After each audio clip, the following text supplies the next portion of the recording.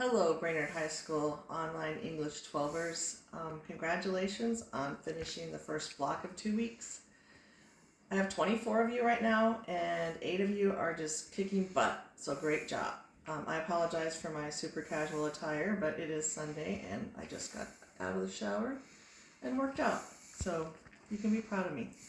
So I'm very proud of the people that are getting the work done. I do have some harsh words, well, maybe not too harsh. Some of you guys are clearly cheating on almost all the assignments. You can't believe how many of you turned in the same exact answers to the questions from Marita's bargain, word for word. And I'm very disappointed. So I think that you need to think about your integrity. If you're cheating, you're not learning anything. Clearly, you're not reading the stuff. Maybe you justify that by saying you're so busy and that's why you're taking this online class. But I can see the answers. So I will be addressing it if I continue to see that happening. That's my one pet peeve is cheating. I have a lot of respect for people who work hard. So there's that. And then several of you are saying you can't submit assignments. And so I spent this morning, Sunday morning, going in as a student, and because my stuff looks different than yours as a teacher. And I listened to your tutorial that you all got. I'm assuming that the 8 of you that are kicking butt actually watched the tutorial. It's not that long. The second part of the tutorial shows you how to upload assignments. And I did a practice one because I was fearful that it wasn't working. I was wondering why some of you were able to submit assignments and others of you were acting like you had no idea and that I was being unclear and didn't say, well, I'm going to put the link in my message to you if you didn't do the tutorial, but you actually should go back and do it.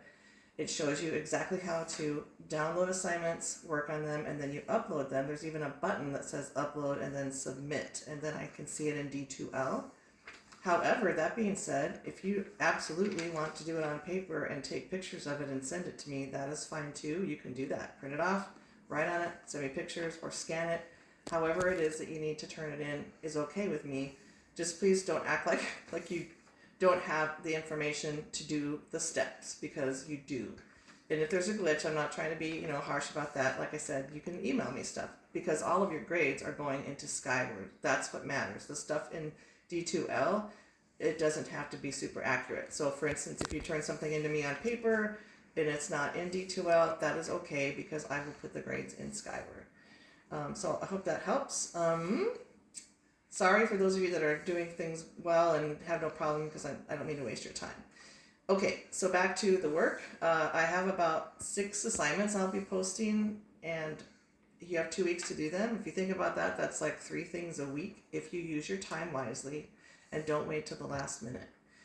The theme of this unit is chasing success, and so that's kind of exciting. Every single piece that you read has to do with achieving success in some way, and that's why there's so many stories about education.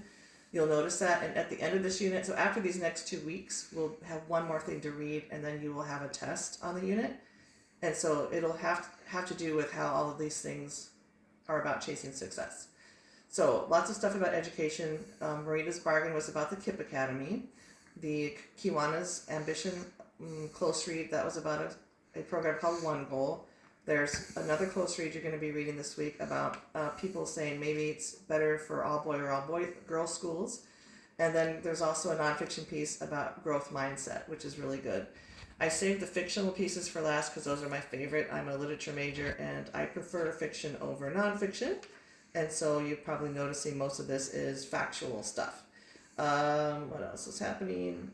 We're going to read a close read called Next Term Will Mash You. By the way, the close reads are those that you have to do all the steps, the underlining, the circling, the writing, and the margins. And you need to do it in Cami and submit it or print it off and take pictures. There's several of those. I think those are really great practice for how you should be studying, especially if you're going to college next year or in a year or so. And those are worth a lot of points because it's a lot of work in my opinion. So I always give 3 or 4 points per page if you do all the steps, because it's a lot. So you'll have a couple more of those, and then you have a speech you need to listen to that's in the textbook. You'll have to use your headphones or play the audio. And then there's a story called Walk to the Jetty. It's a fictional story, and that wraps up the next 2 weeks. So I will publish this stuff on Monday. I don't think you should have to do work on Sunday like I am. But please keep asking questions if you have them. I want you to be successful, but please also do your own work and slow down. Slow down and find out how to do things. And don't wait till the end, like before the deadline, to panic and figure out you don't really know what to do. Okay, I wish you were in my class because I'm way better in person, I think. But I know it works for your schedule. You can always drop by and see me. I have first hour is my time to work on D2L, which isn't enough time, which is why I'm doing it now. And then I have 6th hour prep and a 7th hour study center. So that's 3 different hours you could come and pop in and you wouldn't interrupt my classes. All right, carry on.